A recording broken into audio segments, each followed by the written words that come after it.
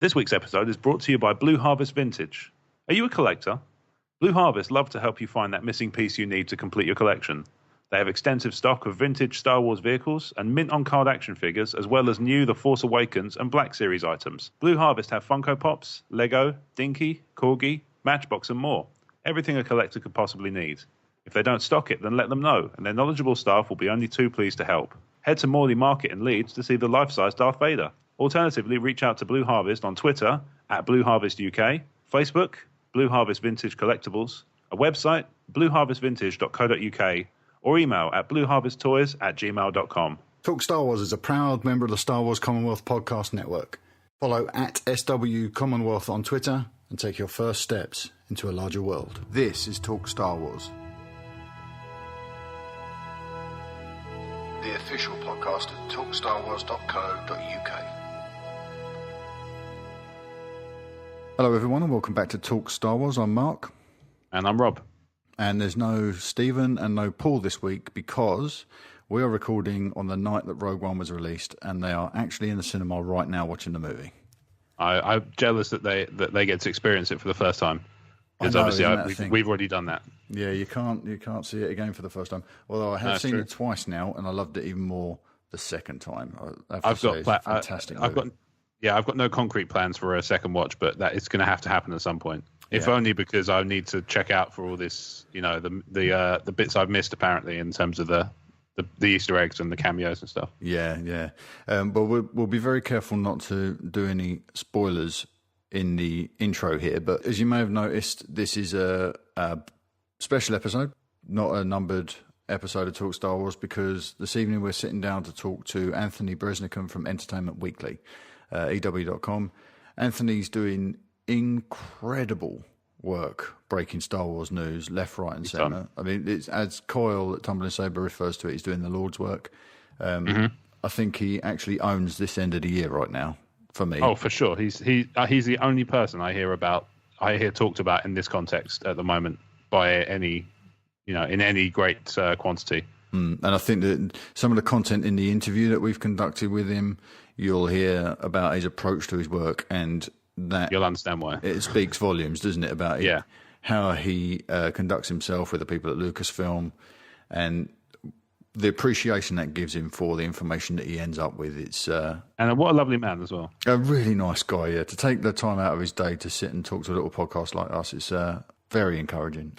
All right, let's just do our quick announcement section and then we'll hand off to the interview. So a quick reminder that our sponsor is a company called Blue Harvest Vintage Collectibles, and they are offering 10% discount on orders with them when you tell them that we sent you. So you can head over to facebook.com/Blue Harvest Vintage Collectibles, or check them out on Twitter. They are at Blue Harvest UK. You can also read Marc, who runs Blue Harvest. You can read his posts on talkstarwars.co.uk. Rob, you seen any of hhis Talk Star Wars Toys posts? I have. I've been reading them with great interest. Great interest. He knows his stuff, doesn't he? Yeah, he really knows his stuff. I find them very interesting. So it looks like they're going to be bi-weekly, as in every 2 weeks. Okay. Looking forward to seeing more of that. I've seen the next three. The next two or three that he's got coming up. Very interesting stuff. We don't have much in the way, we don't really have the time to sort of get into followers and reviews this week, because obviously we want to keep this episode focused on Anthony Breznican and what that gentleman has to say about Rogue One and other things. But what we must say before we hand over to that interview is that this is a spoiler-laden conversation. Big time. This podcast is released a week after we've recorded it, so the movie has been in theatres for about a week. But we must say, if you haven't seen the film yet, do not listen to this podcast. Set it to one side and come back to it when you have seen the film at least once. There's a lot of spoiler conversation in this, and we would hate to ruin anything for you. There's stuff having seen the film now, it's stuff I wouldn't have wanted to hear before I saw it.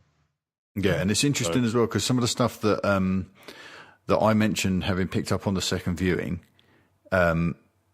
Anthony's reaffirmed that they are actually real things and not just me reading more into something that I've seen and heard.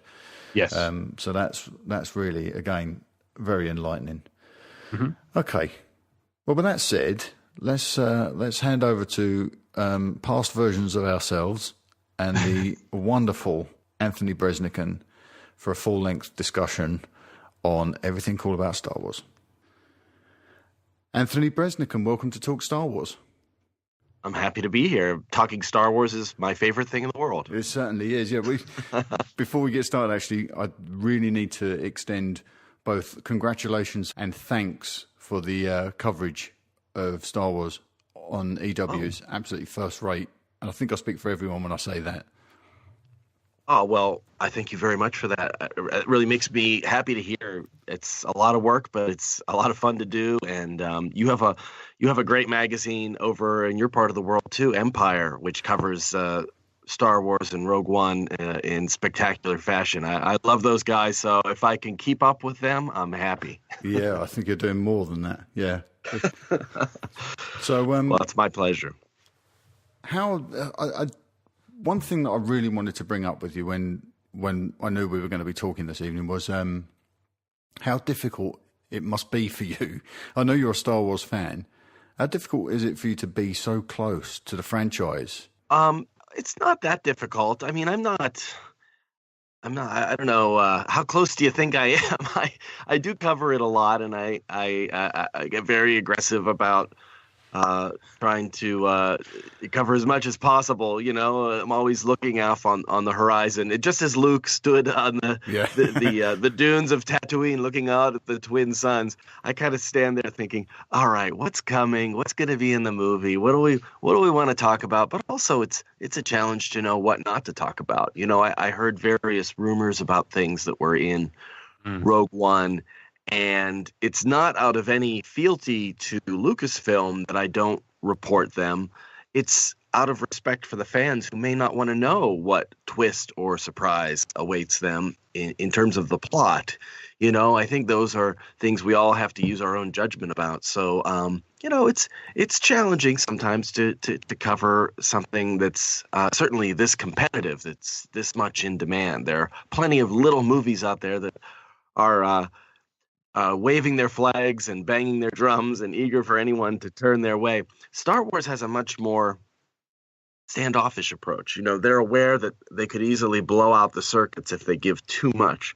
So it's always a bit of a challenge trying to convince Lucasfilm to reveal a little more or, you know, even conducting some of these early interviews for the first look stories and such months before the movie opens, kind of feeling my way along.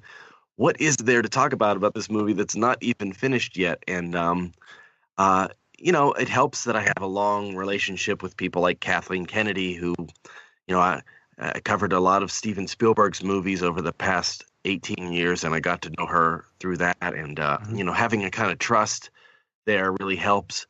So it's, you know, being close to something does present challenges, but I don't feel like I'm ever that close that it's compromising.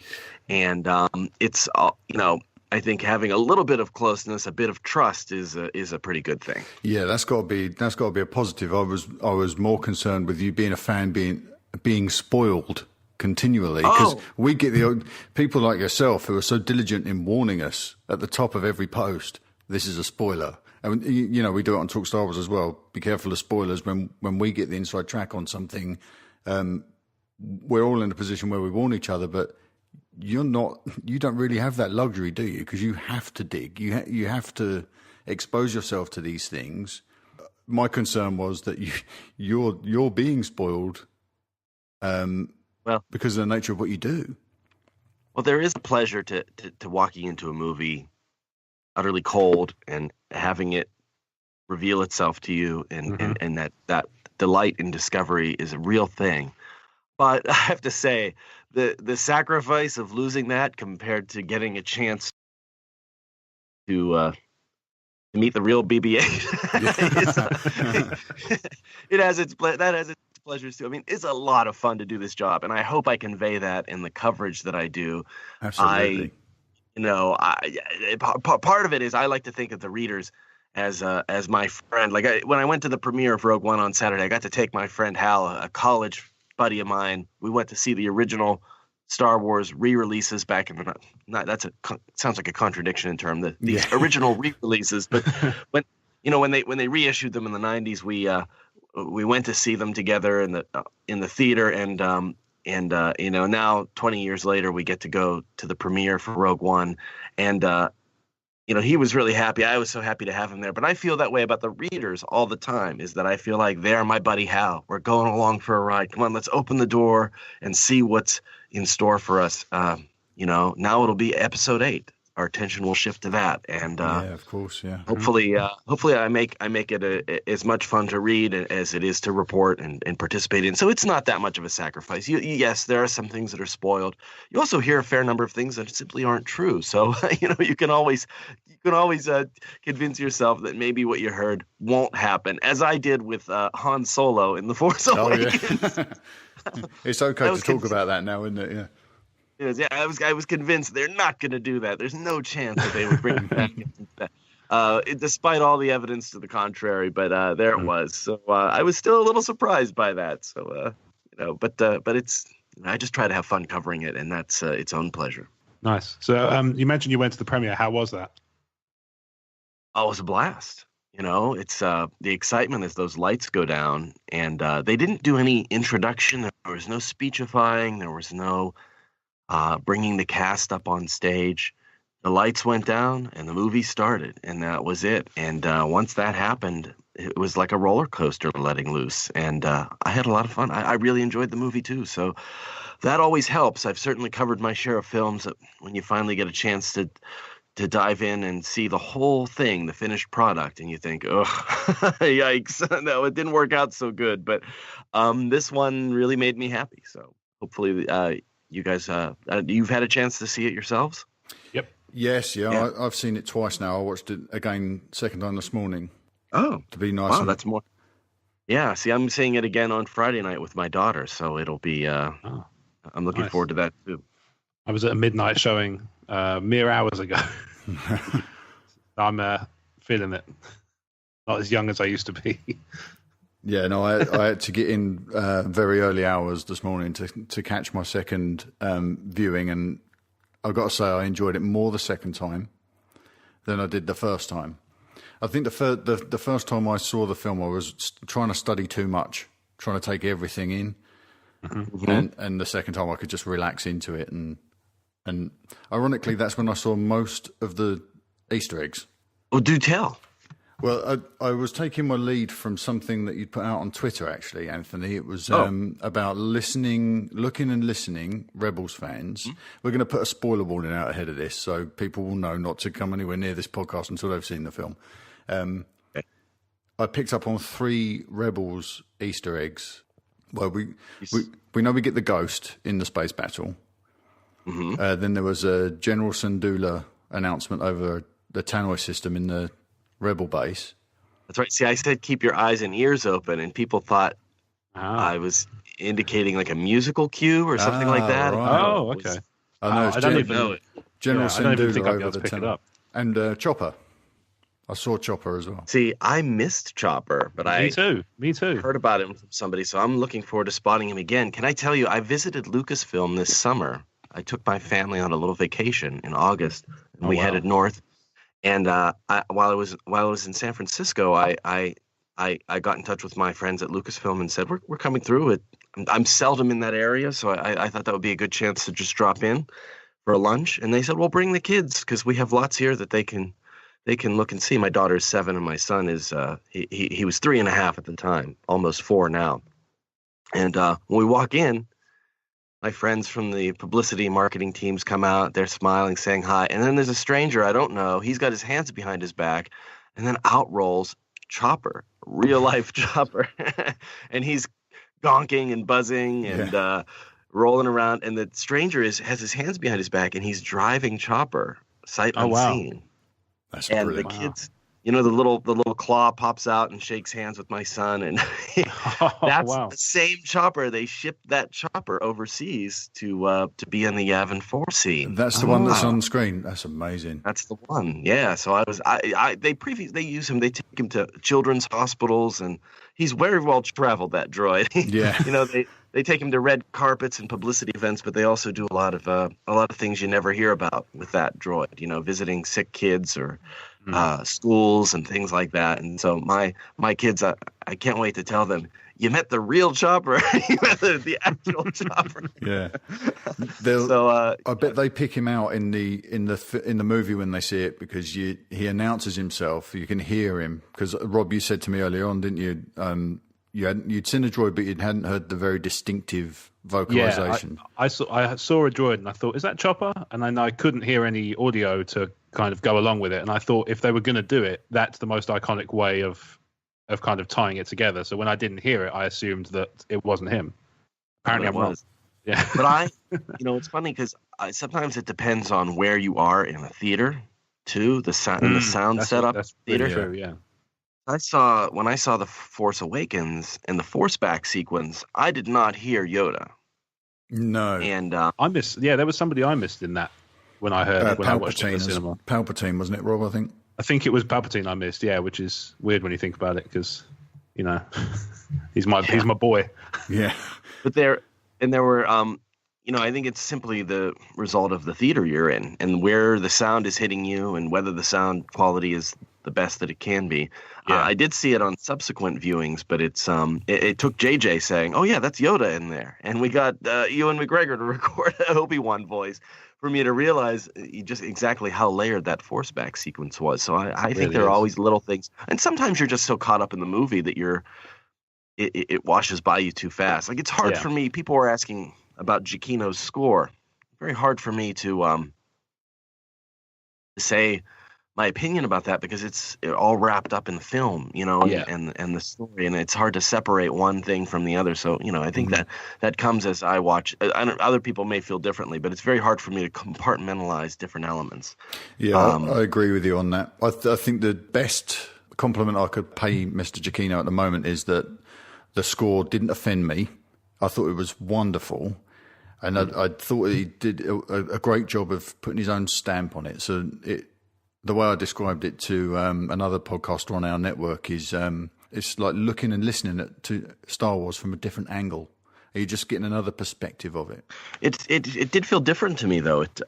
As you say, it's from a different angle. So I really liked that part of it. I don't think I would be as happy if I felt like it was just another Star Wars movie. I want it to feel like something a little more unique than that. Yeah, I think that's one of the things we've been saying all along, is that we've wanted something new and fresh. Lucasfilm have done their part to sort of set out their stall and say that the standalone movies, the Star Wars story brand, are going to be very different, aren't they? They're going to be, it's going to be very clear where you are. We're fond of talking about the way George used to quickly orientate you to your scene by having everything readily identifiable when you drop into that scene. So your locations and wardrobe and things, you know where you are. And so it's almost a larger version of that, isn't it? You'll know immediately you're in a Star Wars story because it'll sound slightly different, it'll look slightly different, but the DNA is still Star Wars. I agree, totally. So should we talk about a few unique parts? Like I said, we're in spoiler territory, so we don't have to worry about upsetting anybody. What really stood out to you, Anthony, in this movie? What's the main takeaway from this film for you? What really stood out? I think I was quite surprised by the ending.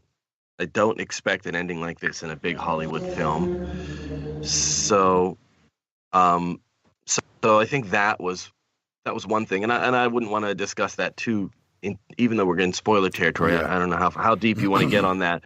But Darth Vader, as we all know, is a part of this film, and I think you would expect him to be a part. If he was not in Rogue One, I think there would be a fan revolt, because he's alive and well and at full power during this point in the timeline. So of course you should use him.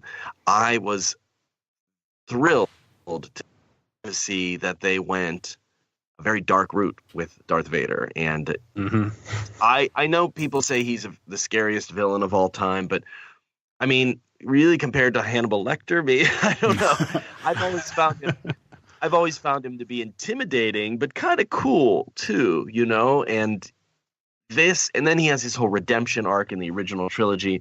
And this is Vader without hope of redemption. This is Vader untouched by conscience. He's a monster in this, and there are two moments of screen time that I would characterize as almost like horror movie moments. One, we first see him. We've seen the Bacta tank in the trailers and wondered who's in there. And since we're in safe spoiler territory, I think it's okay to say yes. Yeah. Vader is in there. He's floating in his aquarium when he's not in his suit, and he's not doing well. I mean, I was fascinated to see Vader's home. You see his castle on Mustafar. That was stunning. Yeah, and I've always wondered, like, where does Vader? Does he live somewhere? Does he have? This is kind of an absurd thing to say, but what was his existence like when he's not working? And that was so interesting in Empire Strikes Back when you see him in that sort of black egg that he resides in, and his chamber. Seeing his home, seeing his castle, seeing him inside out of the suit, was fascinating. And it reminded me of something out of a David Cronenberg film, his fascination with body horror. Here you have this mutilated torso, kept alive by machines and floating in this Bacta tank. And that was really disturbing. I think my hand is going to go up over my daughter's eyes when we watch the movie. Yeah, that's probably a good idea. Yeah. And then, of course, the fight sequence at the end when you see Vader in full black regalia ignite his lightsaber and basically hack his way through a group of rebels like they're weeds. Yep. That reminded me of something you'd see like in John Carpenter's Halloween. He's also, what I love about that is that Vader is not trying very hard. He's very casually deflecting those blasters, throwing the guy up against the ceiling and crushing him and chopping his way to the doorway in hopes of securing those plans that are being handed through. And yeah, I thought that was terrifying. After the movie, a reader sent me a tweet and said, will my 4-year-old still love Darth Vader after this? And all I can think is, if that kid does, check his or her hairline for a 666, because I think this is going to make you recoil from Vader. Have you seen those little like Vader and son, Vader and daughter? Yeah. We've got the calendar on the fridge actually. Yeah, they're adorable, but that's not Darth Vader. If they do a Rogue One tie-in calendar, I'll be very surprised. This is a Vader the father as Jack Torrance in The Shining. Yeah, it's a very important point actually, because it does recontextualize Vader, doesn't it? When we see him, when we first meet him in A New Hope, and he's been hailed as the greatest movie villain ever since that moment, but really doesn't do a great deal in that film, much more than pick up a rebel soldier by the throat. And now seeing him like this, like you said, Anthony, with us seeing his castle, which I believe is a Ralph McQuarrie concept from Return of the Jedi, if I'm not very much mistaken.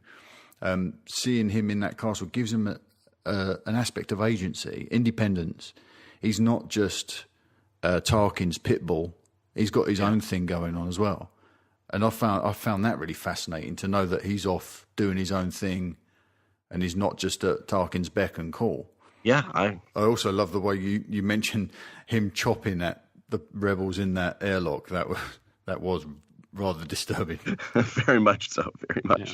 I'll tell you what got me about that scene. It was one of those things. I'm pretty sure I saw it, but I could be wrong. I'm pretty sure I saw him absorb a blaster bolt into his hand and then throw it and then propel it back out. Yeah, I saw that too. I just thought that really subtle. It was like in Empire when he ricocheted the blaster bolt, but I think you might be right. Actually, there might have been a bit of a catch.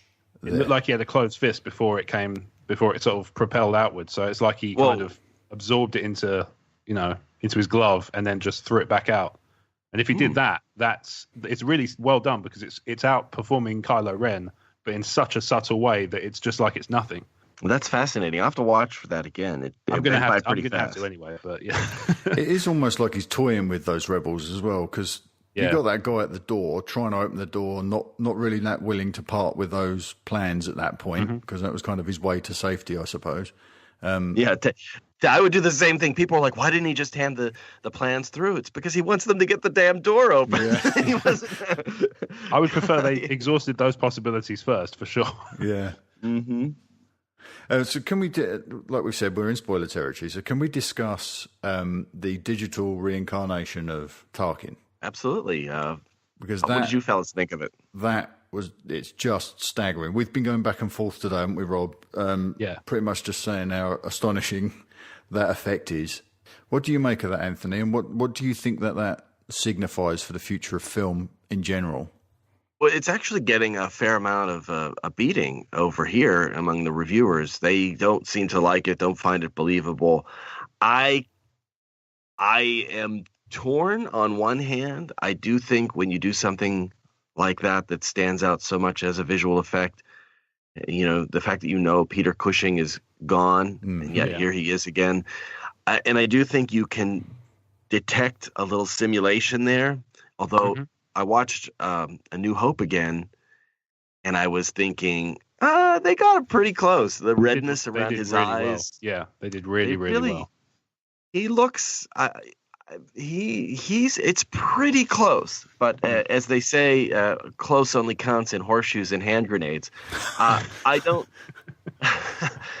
know that it's photoreal, and I think that people will always grumble about that, but I think the journey to creating a photoreal human being is the holy grail of visual effects. And you don't get there without making some leaps, some reaches along the way. And we've seen this sort of thing before in other movies, somewhat more successfully when you have the participant, the actor, alive still. You think of Ant-Man and Michael Douglas in that film, and how truly seamless that was.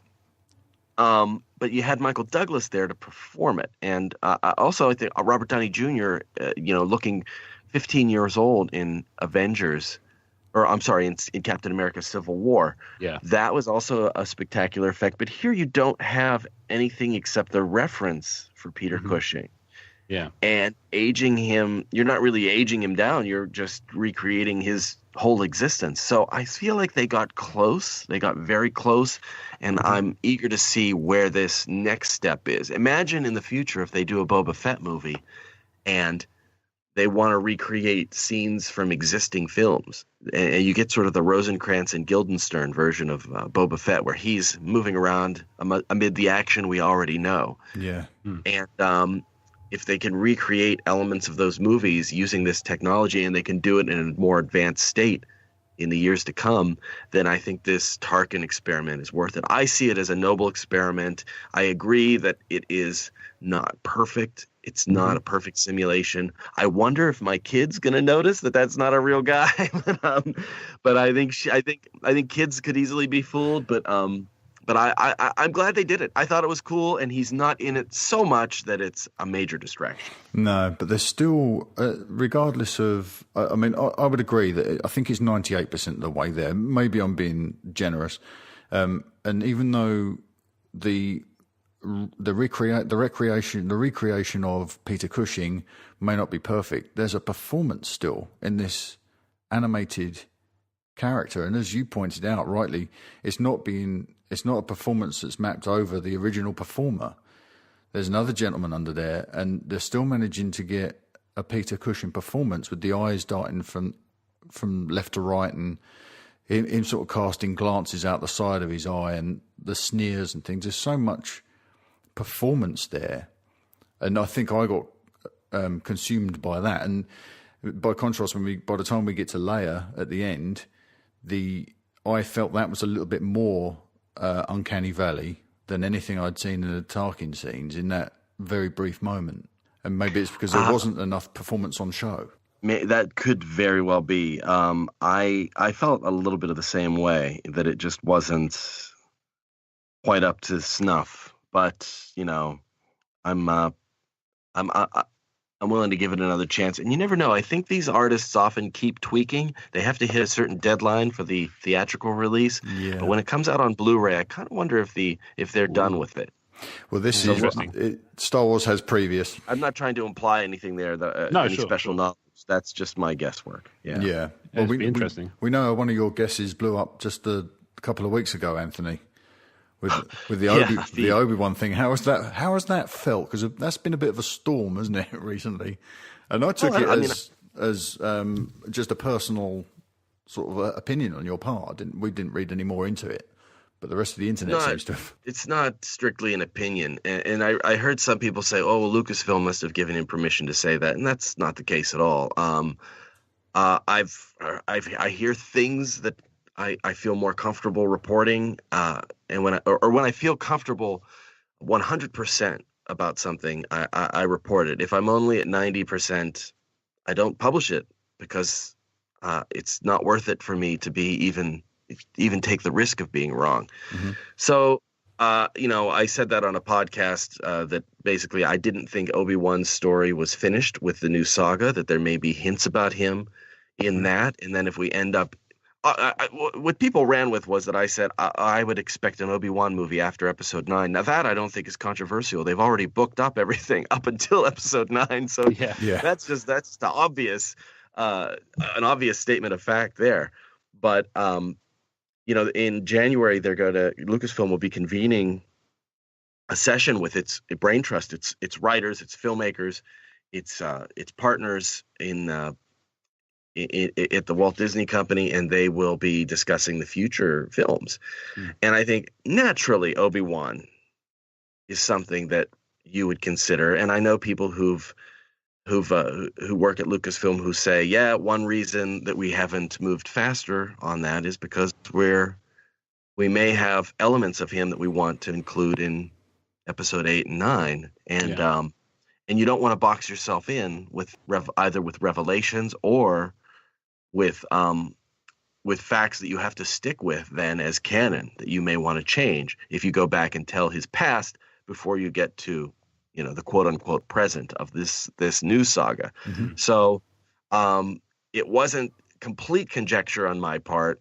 I know writers are pitching all sorts of stories to Lucasfilm, and they're considering all sorts of things. And I've heard from sources that I trust that Obi-Wan's tale is not yet complete. And I think hopefully that means we'll see Ewan McGregor as the character in a future standalone. But I also think that the saga films, as the Forceback sequence proved, the saga films aren't done with Obi-Wan yet either. So,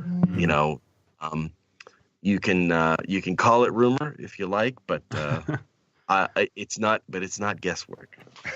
Considering what we've just been speaking about with the technology used to bring Peter Cushing back to life, feel free to take the fifth on this one, Anthony. But do you think that could be something that they could adopt that to bring Obi-Wan back, an Alec Guinness Obi-Wan back in the saga films if they were going to do that?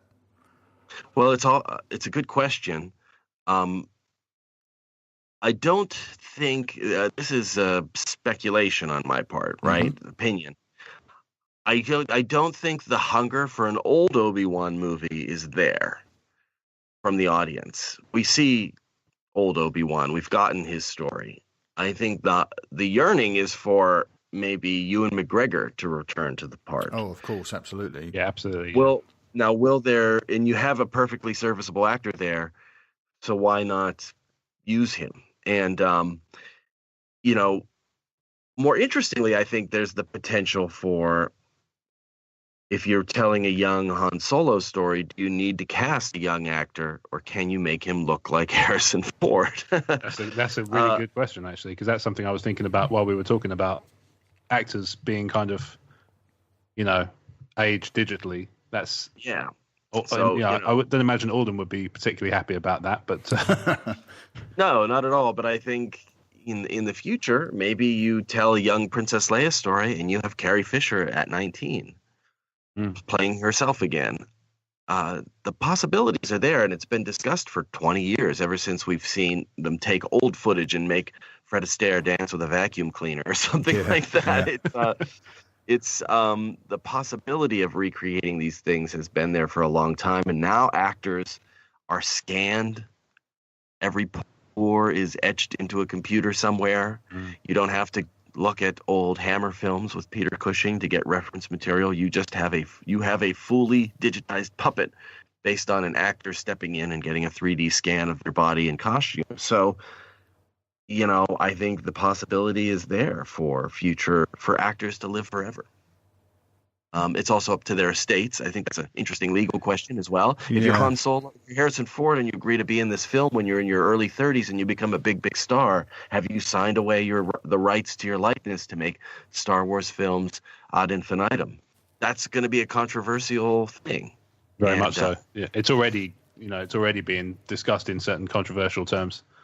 Yeah, like I actually don't know. I'm hoping to do some reporting on this as soon as I can pry open the door. But it's I have no doubt that Peter Cushing's estate and his family had to give their blessing to this. Of course, yeah. I would be very surprised if that's not the case.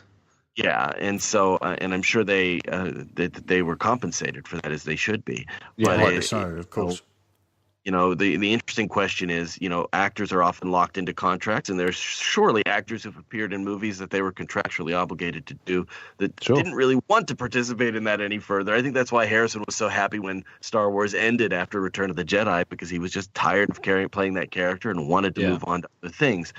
But if your likeness, separate from you, is owned by a film production company, how do you control that? And what if your mind changes after a certain point? Can they use it forever? Or will young actors who don't have a lot of clout have the ability to put some limits on that?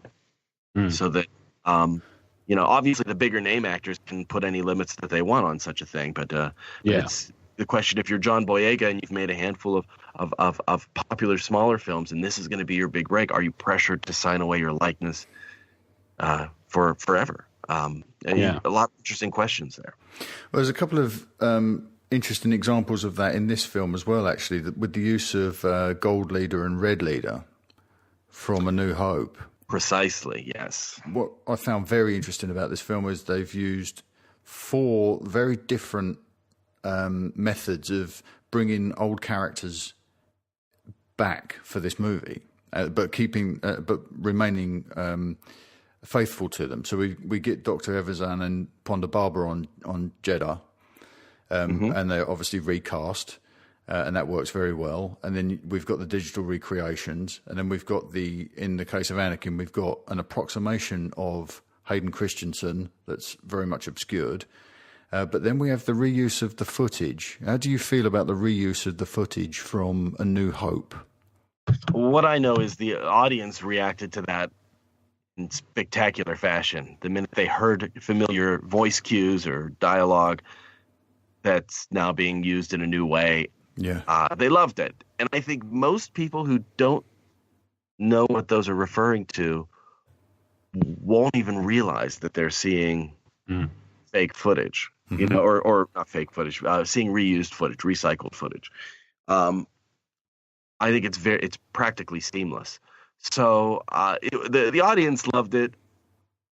Future moviegoers who may come to Rogue One first, if they watch in chronological order of the narrative, they won't notice. They won't notice the difference. It's just a little treat, I think, for the fans that's otherwise seamless, and that's the ideal Easter egg for me. I actually thought you call him Ponda Baba, but for me, he'll always be Walrus Man. Yes, yeah, of course. Yeah. When Walrus Man and Dr. Is it Asanov? Evazan. Yeah, well, I just destroyed my fan credentials there. But, no, I can make a little cut to that, Anthony. I'll save you in the edit. No. It's okay. I just always think of him as "You'll be dead." Yeah. And, that's I think their appearance, as charming as it was a massive record scratch squeal of the brakes. That was my feeling. Yeah. Especially they were pretty fortunate. Yeah, I mean, you think about how incredibly fortunate they would have to be in that position and also get off Jeddah in time to not be would by the Death Star. Maybe that wasn't one of the systems where they had a death sentence. Maybe, yeah. It would have. Yeah, for me that didn't really. It didn't. I didn't find it offensive or anything. It just didn't really do anything for me. I really enjoyed I thought I thought it was funny, but it was also just a distraction, just a bit. It doesn't kill it one way or another for me. But I just exactly. thought, yeah. It's interesting the way they show Ponda Barber's hand. He deliberately puts his hand up to Dr. Evazan so you can see that it's the furry hand that Obi-Wan takes off and not the one that we all expect it to be, because there's always been that controversy. I would rather have seen those two as one of Cassian's spy contacts. Oh, yeah, that's interesting. Like, rather than just have them walk up and, do their shtick of picking a fight like they do in the original Star Wars. Yeah. I would have been thrilled to see them in an actual capacity that served the plot, and it would have been interesting to see that they were actually working for the good guys, and then they met a bad fate in the cantina. That's a little bit of dramatic irony there. But just throwing them in to repeat their shtick from the original movie, just it's fine. Yeah, it's okay. It would have played. Yeah. It would have played to the characterization of the rebellion in this movie as well, because one of the notes I made were that the rebellion in this film is kind of moral. They go from morally grey to being morally greyer, with sort of taking a hit on Galen and the way Cassian. When we first meet Cassian and he meets his informant that's connected to Saw in that alleyway, that had me, that pushed me off centre straight away. After everything we've done, retconning Han shooting first to try and make the good guys good from the outset. Now we meet Cassian. Now he's pretty morally grey, right? Did you see that? I like that a lot. Did you see that coming? I was surprised by that. Yeah, he shoots a friend in the back. In the back, Does he turn him around? Does he shoot him in the back, or does he just? It's like he sort of came in from the back and at the side, I guess. He's trying to calm him as well, which I found to be quite eerie. He's calming the guy down. It took me a second to realise what had happened. Really, it happened. I was like, "Wait, what? Whoa, okay." Of mice and men, right? With Lenny and George. To think of the rabbits there, Cassian says before drawing. Yeah, that's it. Yeah. I just thought that was really fascinating. A fascinating. Again, a thing that recontextualised the way we can look at the rebellion come the next film, when you know what is really being done by the boots on the ground, when you've got Mon Mothma and the elitists around that table stroking their chins about whether or not they should go any further with this alliance, but the real guys are the guys spilling blood for them. That was fascinating. And that's a contemporary Star Wars movie right there, I think. Very much so. Very much so. Yeah. In the past, it's always been, the morality has always been black and white. In this movie, it's not quite that. It's certainly not. No. Can we touch on the reshoots for a second? Sure. How much? Because there's a lot. Looking at the trailer footage that we've had over the past year or so, there was an awful lot missing in the final edit. A lot of scenes like the rebels run along the beach on Scarif with the hard drive with the plans on. Now we know that was all reworked, wasn't it? Do you know anything about what was reshot, Anthony? Do you know what the motivations were behind the reshoots? Well, I know the motivations. In speaking with the principals involved, the actors and the filmmakers and Kathy Kennedy, when I got them on the phone to talk for the various stories we did, I'm always asked about the reshoots and tried to get to the bottom of what was happening there. And other sources that I had on the movie also provided some information about this, and they matched up. So I don't feel like the above the line folks who commented on it were lying to me. They weren't revealing specifics of the story or what changed, but what they kept saying was, well, Tony Gilroy's here. We were here to pump up the action and also add a bit of emotional resonance. And there have been some complaints that the characters don't have enough depth. That's partly the result of a film that doesn't really slow down to ever really get to know anyone too much. But, they added things like Riz's scene where he's curled up on the floor as Bodhi Rook in the starship as it's flying along, talking about Galen and his regrets having served the Empire. That was added. I think a lot of the climax was changed, and the fans were afraid that they were changing it to, water down the action and make it less violent or less traumatic. Mm-hmm. And I don't think. I believe the people when they told me, no, we're not doing that, and I think the movie bears that out. If they did, Christ. Yeah. I mean, it's a bloodless movie. Star Wars has always been fairly bloodless. Yeah. But there's a lot of death. There's a lot of sacrifice in this, and it has a very bittersweet ending. So, when they say the ending was changed, I don't think the outcome was changed, if that makes sense. And this is where I'm venturing into a little bit of conjecture. Mm-hmm. So if you look at some of the footage where they're running along the beach with the hard drive, and presumably they have to get it aboard a ship and get out through that shield gate. And so then you would need the shield gate to be open, right? Mm-hmm. So that they could escape. Then let's say they escape, they transmit the plans to Princess Leia's ship, and their ship is destroyed by the Empire. I think having escaped Scarif and gone through all of that and ending up in space and transmitting the plans only to be killed is an unsatisfying experience for the moviegoer. Mm-hmm. Do you know what I mean? I totally agree. Absolutely. Because it's like they got away and then, oh, nope, they didn't. That's frustrating for an audience compared to what they did get, which was they went in on the mission and they were never getting off that planet. They knew when they were going in that this was they were probably not going to escape. And after they transmit the plans, they don't leave the planet to transmit the plans. They project it off. That's where you get the dubious plot point of we've got to open the shield in order to send out the signal. Like, I'm not so sure that makes sense, but that way you get to keep the interesting thing of we have to open the shield and we get the Star Destroyers crashing into it. So I think there were elements they wanted to keep, and some of writing. I don't know if you guys have done much creative writing of your own, but as you know, you have a point A and a point B and these various points you want to connect. And sometimes the hardest writing is figuring out how do I make all of this work logically. Mm-hmm. Yeah. And I think, and again, this is where I'm speculating because I don't have the answer on this, but if they escape the planet and they transmit the plans, I think that's a frustrating thing to see them die after all of that. But it's not frustrating to see them sacrifice themselves without the hope of getting off the planet. That's noble as opposed to an irritating twist.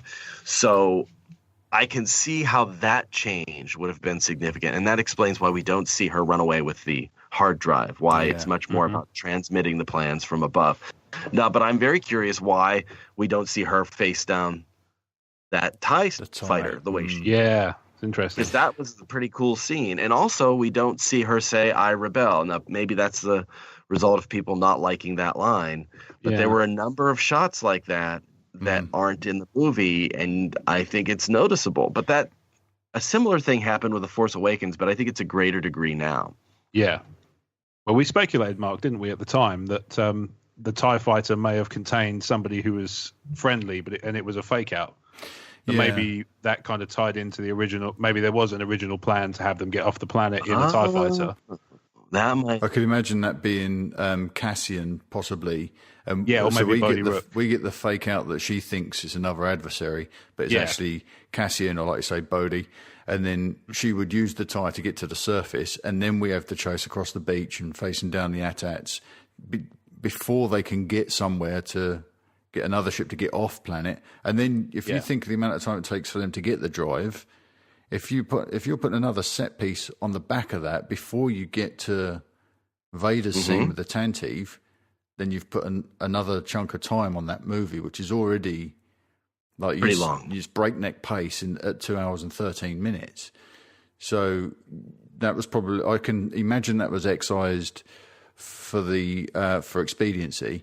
And there was more cutscenes from earlier in the film on Jeddah when there was a group of X-Wing pilots we saw in the trailer that they'd been taken captive, which implies the involvement of the Alliance at Jeddah at some point.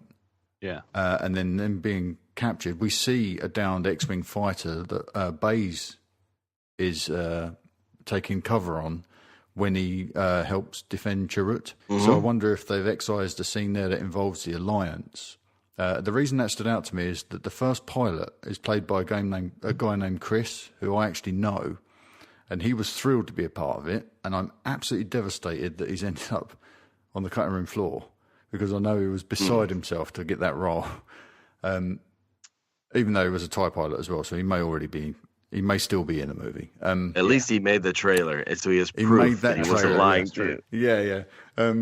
But yeah, so there's another scene. So maybe they found themselves with just too much story, and some of the reshoots were designed to sort of make good on everything they had to excise in order to get this film down to a manageable length. Or condense it down so that you're telling the same story in a shorter space of time. Exactly. Yeah, and like I said, you can have a story that kills your good guys, but I do think you have to do it in a way that is satisfying rather than irksome. Yes, and absolutely. So again, but I'm guessing about all of that and how things turned out, what the result may have been. But I can see why they would want to change that. But I think my reporting, I feel vindicated by my reporting that they didn't water it down. They didn't take out a scary Vader seat. They did deliver the war movie they promised. So. Whatever the result was, I think the movie, or whatever the process was, I think the result proves that they did the right thing. Yes, yeah. I'm with you on that. Agreed. I think that all the right moves are made on this. Well, we got a few. I'm conscious of the time, and Anthony, I don't want to use up too much of your time. Should we get to the few questions that we've taken from some listeners? Definitely. Okay. Rob, you got the first question from Dave, I think, haven't you? Yes. So this is from our good friend Dave Donovan. His question is, do you think they'll continue making saga movies after this trilogy? For the record, he really hopes so. Or will they push forward with standalones based in the saga era that further add to or inform the main films? If they continue with saga films, how long will they leave it before they kick it back in? How long will they? You mean if how many years will pass before we get another trilogy? Yes, exactly. Yeah. I can't speak with any authority about this because, as I said, the Lucasfilm Brain Trust is meeting in January to determine their future after Episode 9.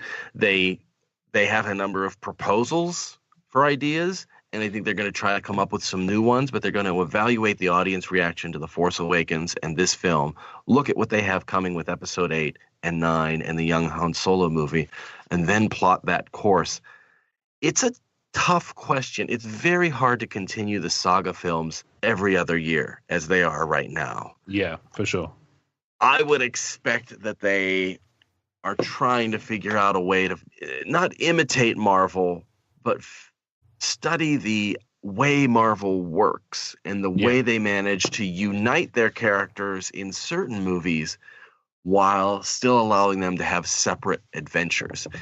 And I do think we'll see more of that. I would expect, if they're not called saga films, I think, or maybe they'll continue to be called saga films, but they're more on a standalone basis, if that makes sense, where you get, again, I want to caution that I'm talking out of my ass with this one. This is not based. When I say, I hear there's going to be an Obi-Wan movie, that's something I've legitimately heard that they're, planning to incorporate that character into the saga. But or at least talk of that character's past in the saga. But I think, imagine after Episode 9, you get Rogue 2. And it is the story of the theft of the second Death Star plans. New team, as we know it must be. And then we get a Han Solo standalone, Part 2. And then what if we get a Poe Dameron story? And then maybe that's the point where they bring everybody back together for another kind of Avengers-style unity film. That's an amazing idea. That sounds great. Where you might call that a saga film, but it's got all of the characters you love working together, as opposed to Rey off on her own having a solo adventure. I hate to say solo, but having an individual adventure. Yeah. So, but again, I want to specify this is just me speculating. I'm not in charge of Lucasfilm, and my opinion has not been asked for by them. So, no, of course. But I think the question they have to ask is, how do you make this franchise sustainable? Because right now, there's not any more beloved franchise than Star Wars. Harry Potter is up there. Marvel is up there, but Star Wars is really the king. And that's partly because absence makes the heart grow fonder, is that you typically have gotten one new film every 3 years when there's a trilogy in the works, and then 10 to 15 years in between. So they have to be conscious of not burning people out, and they don't have the breadth of characters that Marvel has to choose from. Marvel has hundreds of characters. There are many, many Star Wars figures, but how many can legitimately carry their own movie? Yeah. Are we going to get the Ponda Baba film? But I think if I were looking ahead, I'd say, how do we maximize these individual characters and then occasionally bring them for a very special adventure? And you can call that a saga film versus the standalones. But it's a very interesting question and not easily answered. No, that's good. That's good. Give it a good go. We had a question from one of our listeners. His name's Joe Crouch. And we kind of touched on it earlier. He says, a few weeks ago on Rebel Force Radio, he made a comment about Obi-Wan. I guess I want to get your take on the likelihood of an Obi-Wan presence being felt in the new trilogy. Because if no one's worked it out yet, I have a man crush on him. So Joe's just revealed a little bit more about his tendencies than I think he meant to. I know we spoke about it earlier, but with Obi-Wan in, say, 8 and 9, would you imagine his contribution, if he was to be used, to be a Force ghost or just maybe Ewan doing the voice or something like that? Or let's put it this way, so that nothing gets misread, what would you prefer, Anthony? Well, one of the interesting things about Rogue One is that it includes flashbacks as part of its narrative device, and we've never had that in a Star Wars film. We came close with the Force back sequence in The Force Awakens, but even that became more of an impressionistic dream than an actual flashback to previous events. It was sort of Rey in the moment experiencing visions as opposed to here's what happened years back. I expect the saga films will maintain that cinematic language of moving forward instead of any looks to the side or backward.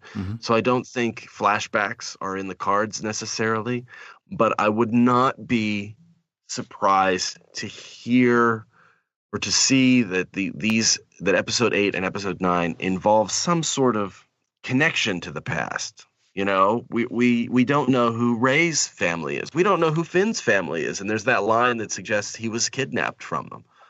We don't know about a lot of the new characters, about Kylo Ren, frankly, and his history. And yet I expect if Obi-Wan is a presence in these, he's not going to necessarily turn up as a Force ghost, but rather we find his hand was involved in setting in motion some of the events that we see in these movies. That would be interesting. Do you know what I mean? So that's when I say his presence, the new saga isn't done with Obi-Wan. Look, he spoke to Rey in her dreams. These are your first steps, Rey. So it could be. I would expect to find that we learn something about Obi-Wan rather than we see or hear him. That's an excellent idea. So it's referred to within the narrative, perhaps Luke communicating details of Obi-Wan's deeds that they need to keep that section of time free. If he did impact on Rey's origin in any way, shape, or form, they need to keep that area of the story pure so that they're free to move in there, aren't they? That's a fascinating Rey's or idea. Finn's or, who knows? Yeah. Okay. I think we've got one more listener question, Rob, and then I want to throw one quick thing at you, Anthony, before we let you go, if that's okay. Sure. All right. So this comes from our colleagues, James and Kyle at the Tumbling Saber podcast. The question is, how much freedom do you have when you're writing articles about movies like Rogue One? Are there restrictions on what you can reveal? And have you ever been asked to try and pull back on something you've put in a piece? Are there restrictions? There are restrictions to the sense of what they won't tell me. Okay. And, that seems fair. I had heard. If I've never had them tell me something and then try to pull it back. Okay. I have never withheld news that I knew to be true because they didn't want it out. I have held back facts that I've heard about the story that I personally feel would spoil the fun for people. So I was never going to report that Princess Leia was in the movie. And I only say it now because we've put up a barricade of spoiler warnings, and hopefully no one is listening to this who has yet to see the film. When I heard that, I knew it to be true, but I was not going to put that out there, not because I was asked to not publish it, but because of why give away the punchline to a joke somebody's about to tell, Why give away a plot twist? That to me, and I get very frustrated when I read those published about other people, whenever a Marvel movie comes out and somebody says, here's what the post-credit scene is. Well, thanks. Why would you tell me that? Yeah. That's not fun. It's sort of like you have a stack of birthday presents and somebody says, well, that's an Xbox. Well, could you shut up for a minute and let me open it? So that's sort of a self-censoring thing, but I think all of us do that. And it's evident in the fact that you gentlemen were, putting up announcing all these spoiler warnings before we talk about it. So those are the kinds of things that I prevent myself from saying publicly, but I've never felt the pressure to not I take that back. Occasionally I've learned things and, you find something out and you believe it to be true and you take it to the sources and say, I hear they're standalone films and that young Han Solo and Boba Fett are going to be the subjects. And they say, we don't really want to comment on that. And look, if I'm only 70, 80% sure, that's kind of where it stops, because as I said, I will not take a risk on being wrong just for the sake of clicks. So if you see me publish something, it's what I know to be true. So, but if this is an actual case, I guess it was from 2013 when I found out that these were what the standalones would be. And, I take it to my contacts there and I say that, hey, I hear young Han Solo and Boba Fett bounty hunter story or the films. I've got it dead to rights. I want to publish something. Can you give me a comment? And, I might get can you not do that? Can you hold off on that? But if I know it to be true, that's my job. And I don't feel like that news is a spoiler. Do you know what I mean? Yeah. Yeah. So once I found a number of sources who backed that up, I was good to go with it. And what I find doing this job now for almost 18 years is that if you're right and the source doesn't want that news out there, they'll be irked. They'll be irritated with you for a day or two. If you're wrong and you publish it just to get clicks, they will never forget that. Mm-hmm. Okay. So, it's almost like, well, that was a fair play. You got it. We're not going to comment. We're not going to confirm it. Yeah. But obviously they continue to work with me on things. So, yeah, I have never felt, and I think this is part of a healthy relationship between subjects and their sources, is you don't hold back. You restrain yourself from publishing untruths. And then you expect them not to lie to you and not to use their power in an unethical way to try to pressure you not to run certain things. And I find that Lucasfilm has been fairly generous with me in that regard. When I sat down to talk to Kathy Kennedy about Rogue One over the summer for our first look issue, revealing images from the film, I had heard about Tarkin. I'd heard rumors of Vader, as we all did, and I had heard rumblings about Leia, but I don't know if maybe they weren't certain, or that they were going to use her, or just the source I had wasn't certain about it.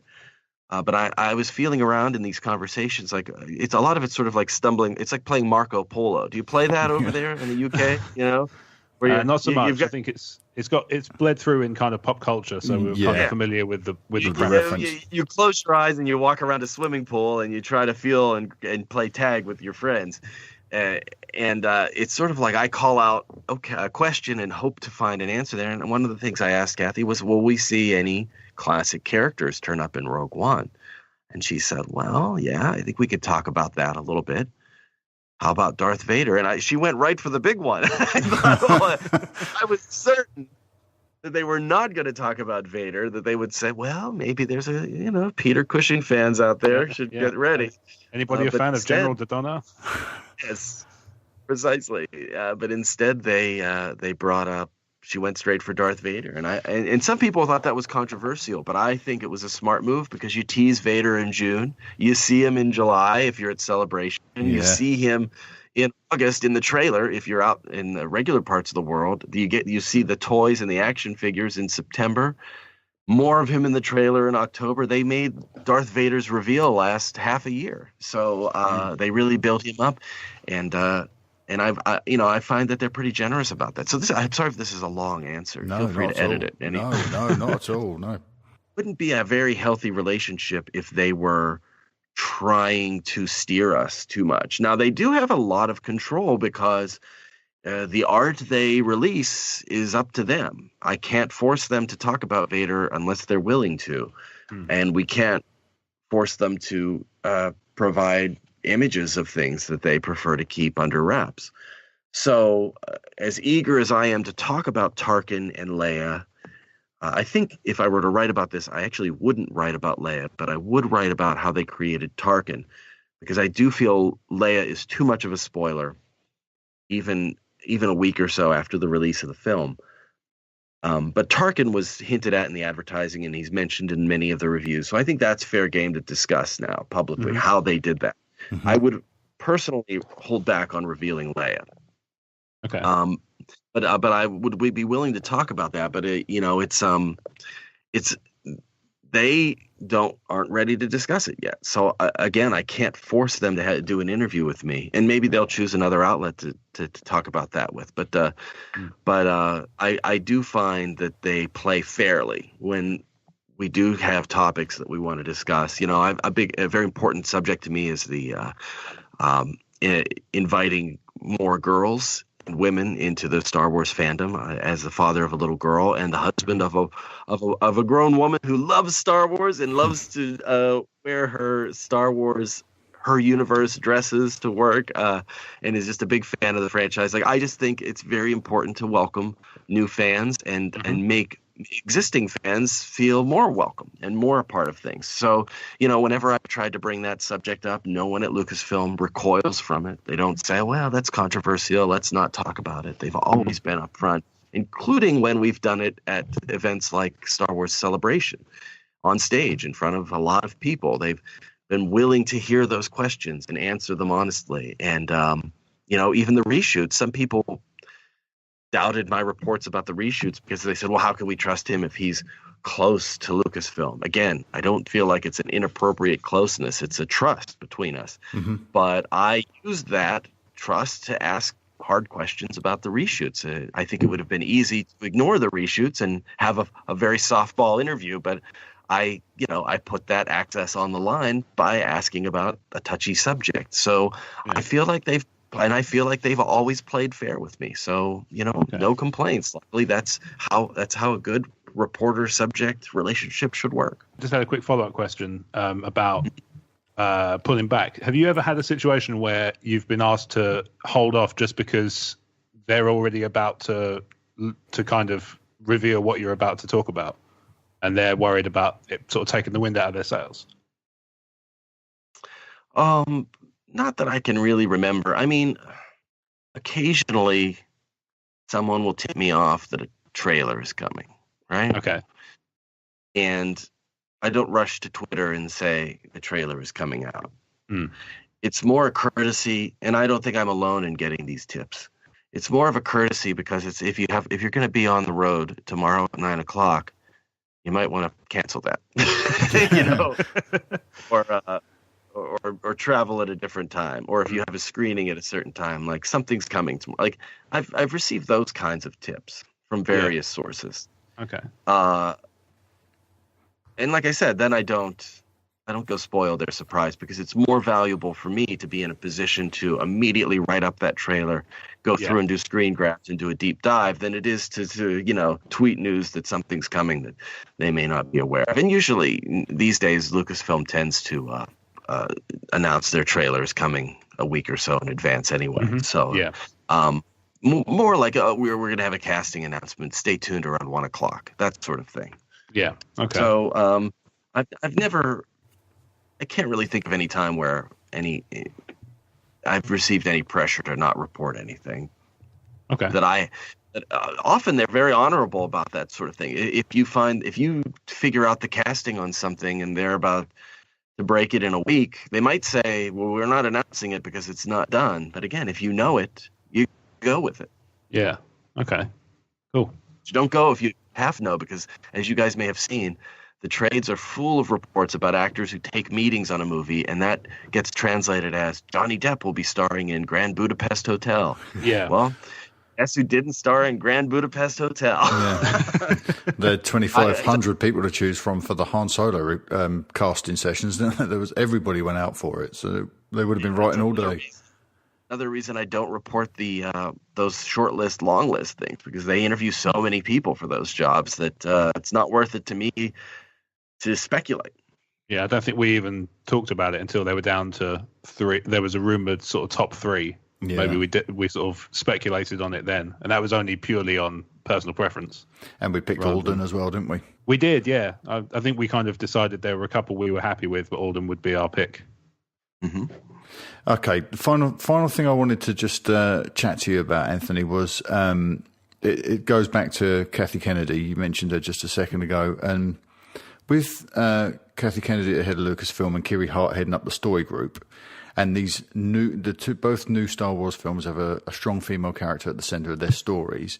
I was wondering if you had any opinion on, or if you could give us a guess on how long it would be before we get our first female director, and do you think Patty Jenkins is a good fit because she's my choice? I think she's a phenomenal choice, and I can't wait to see what she does with Wonder Woman. Mm-hmm. I mean, that movie looks amazing. Imagine Patty Jenkins behind a Rey standalone film. That would be quite something. When will we see our first female director? I wish I knew the answer to that. I think we're overdue, and I would like, if that's becomes a priority for Lucasfilm, I think that's an important thing. There's a bigger question to ask as well, which is, why are there not more female directors? They have a strong presence in writing, very strong presence in producing. Many of the other crafts and skills that go into making films have no shortage of women in them. But for some reason, and I don't know what the answer is, directors tend to be male. And I don't know if it's because women feel unwelcome pursuing that career path, whether it's a boys' club. I've heard that's part of the problem. I don't know that they're being deliberately withheld, but that's not how sexism works, is it? It's no one says I'm not hiring you because I'm sexist. They have ideas in their heads that they're prejudging you in some way. And I think it's important for the film schools to figure this out, and for the studios and the producers who do the hiring to understand, why are we not inviting more women to do their part in this aspect of filmmaking. But that said, there are already plenty of talented female directors out there, and I can only guess that soon would be the appropriate answer for when one might turn up directing a Star Wars film. And I don't necessarily even think it has to be a female-led movie. We've had, The Force Awakens and Rogue One, both with female leads as central characters. But maybe the Obi-Wan movie could have an amazing director who's a woman. I think we can tell each other's stories. There's a filmmaker I really like. I don't know if you guys know her work, Agnieszka Holland. No, a Polish filmmaker. I can't say she made she does a lot of TV shows now, and I think she's done a lot of Homeland, and she made a movie that I really like in 1999 called The Third Miracle. It had Ed Harris as a priest who was investigating miracles. It wasn't a horror movie.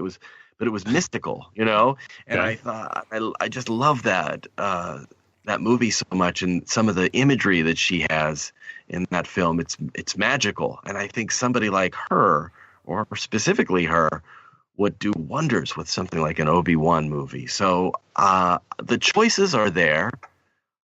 Hopefully, those female directors will be interested in taking on this kind of work. And I can, as I said, I can only hope that the answer to when we'll see that is soon. That's great. What a thoughtful answer. Thank you very much, Anthony. And I think, looking at the time, I think we've monopolised your afternoon enough. Oh, it's my pleasure. I could talk about this all day. Yeah, I can't thank you enough for taking the time to chat to us. It's been enormous fun. Thank you for the invitation. Thanks ever so much. So let's just give you a shout out to our minuscule audience. I'm sure they'll appreciate knowing where to find you. So you're Entertainment Weekly, or it's EW.com, right? That's correct. And you're at Breznican on Twitter? Yeah, it's a twisted up name. It's a complicated Slovak name to type, but it's Breznican. That's where you'll find me on Twitter. That's where I spend most of my time talking about Star Wars or venting about politics. I'm just myself there. I'm not not representing anybody in particular. Just it's where I hang out and sort of say what's on my mind. So that's where you can find. Those are often the most interesting Twitter accounts to follow, anyway. Indeed, talking sense. I try to be careful about what I say, but I also, I try to just talk about things that are important to me, and make my jokes, talk about movies, talk about more serious topics, and hopefully it doesn't drive people away. Not at all. If Rogue One has taught us anything, it's that sometimes looking down because the flags are falling is not an option. You need to stand up and be heard. Yes, okay. Very much so. Anthony Breznican, thank you so much for joining us. Hopefully we can do this again at some point. I'll always keep in touch. Thank you. Thanks very much. If you'd like to support what we do here at Talk Star Wars, you can do so by becoming a TSW sponsor. For as little as £1 per month given securely via PayPal, you can help us keep the lights on here at TSW. When you become a TSW sponsor, we will elevate you to VIP status. As a TSW VIP, you'll get access to an exclusive stream that provides you with fun downloads like HD wallpapers for your desktop, tablet and mobile device, ringtones and text alerts courtesy of our very own audio Jedi at Rob Wade Vision. You'll also receive a monthly newsletter with news about what's going on here at Talk Star Wars, and you'll get a priority release of the new Star Wars audio commentary series called TSW Feature Comms. All this for as little as £1 per month. Head to talkstarwars.co.uk/support and become a TSW sponsor today, and the Force will be with you always. Okay, we're back. I think you'll agree that was an hour and then some change well spent with Anthony. What a great guy. Yeah, he's lovely. He's really, really friendly chap. He's just a really nice guy. Yeah. I can't even put it out. It's hard to articulate because, I'm quite tired. He's a cool guy. He's down to earth. And I think I would love to get him back on the show later on and talk a little bit about maybe episode 8 and whatever else. Maybe getting After Dark Side out of him. Yeah, if there's a trailer. Entertaining. Yeah, I don't know if he's quite ready for the After Dark Side treatment. Maybe it depends on who's on. I think. Yeah. Yeah, it would do, wouldn't it? Yeah. All right. One quick thing before we wrap up the podcast is I ran a Twitter poll, which went live on the morning of the 15th, Thursday the 15th, which is when Rogue One hit theatres in the UK. Yep. It's a very simple one. And you may have heard it on last week's episode. It says quite simply, really, did you enjoy Rogue One? Select your answer. Select the answer that best suits your feelings, or quote the poll to add your own spin. So, did you love Rogue One? I loved Rogue One, or it was an okay entry, or this is not Star Wars. Okay. Actually had. I'm quite surprised that this is not Star Wars even got 16% of the votes, to be honest. 16? 16. Crazy. Yeah, wow. It was an okay entry, also got 16. So 68% of people that went to see Rogue One loved it. Yeah. I mean, the 16% that kind of thought it was okay, I can swing with. but didn't think it was Star Wars. Yeah. Wow, that surprises me. I wonder how many of those are the die-hard contrarians in the community. Possibly, yeah. I mean, obviously, they're more than welcome to their point of view on that. It is a certain point of view. Yeah. There are some challenging aspects of the film. Sure, structurally, and it is different. But that's not necessarily bad.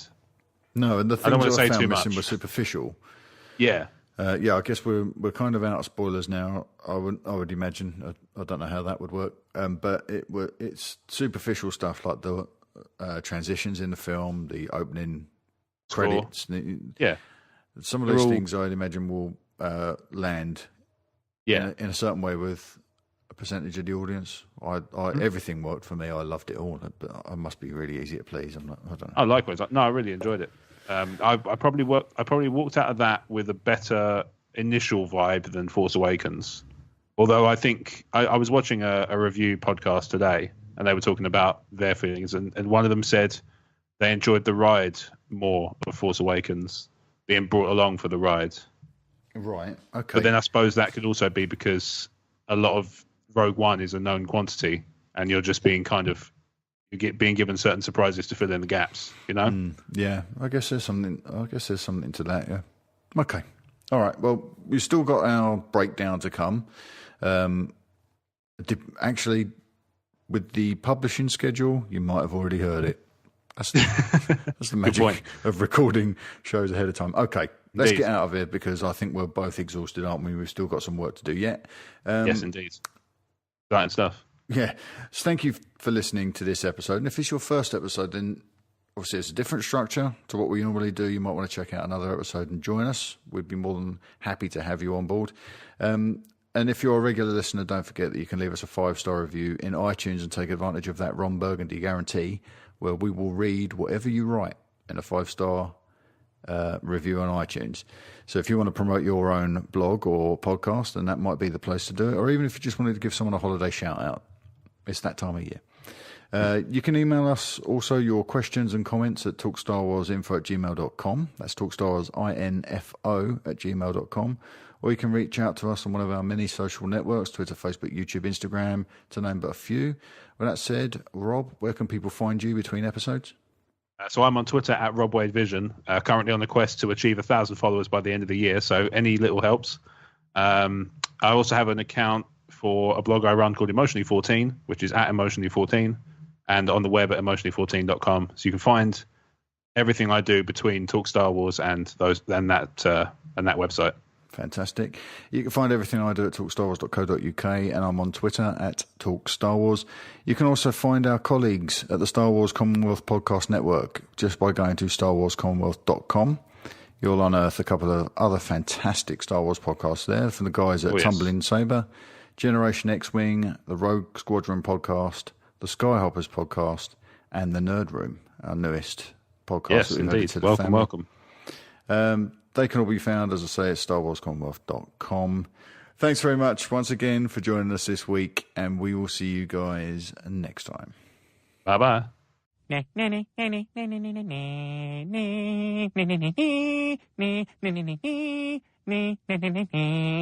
a wrap. It's a wrap.